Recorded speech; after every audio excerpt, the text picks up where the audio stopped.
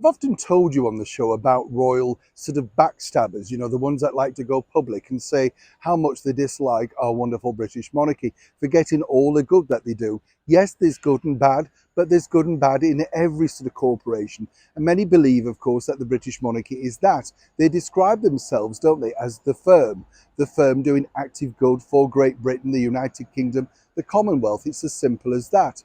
But recently, at the second coronation up in Scotland in the beautiful city of Edinburgh, it was a spectacular event, regardless of what the mainstream media decided to paint. It went off incredibly well. Yes, there were a few hecklers, but people expect that, don't they? It's the world we live in.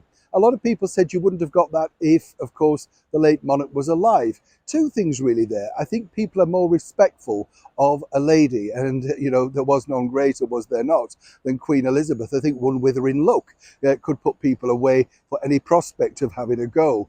And I think that was the same, really, of the Right Honourable British Prime Minister Margaret Thatcher.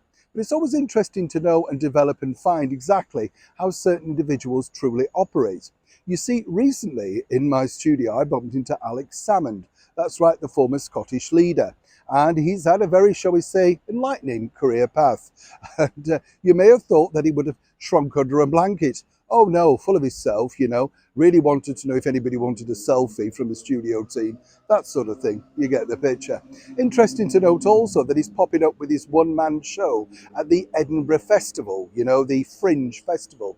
This is the same man, apparently, who said he wouldn't have gone to the coronation because, it wasn't his thing, he didn't believe in it, etc. Of course, wants people to go and see his one-man show, as I say, at the Fringe, not doing particularly well. Not with those prices. But what's fascinating also is, and this is what happens with these loudmouths, these windbags as they're described, of the political world. Do you remember this man? John Bercow, the Speaker of the House of Commons for a number of years, and then, well, a very disgraced gentleman being banned, in fact, from the House of Commons now, not allowed in under any circumstances. What a fall down. Well, he apparently also is planning his own one-man show, and more importantly, if you fancy this, his very famous catchphrase, which we won't give him, any more PR for, you can now ask for a cameo. This is one of those digital platforms where, if you ask them, they'll say a certain thing like your birthday message, anniversary, that sort of thing, all for a mere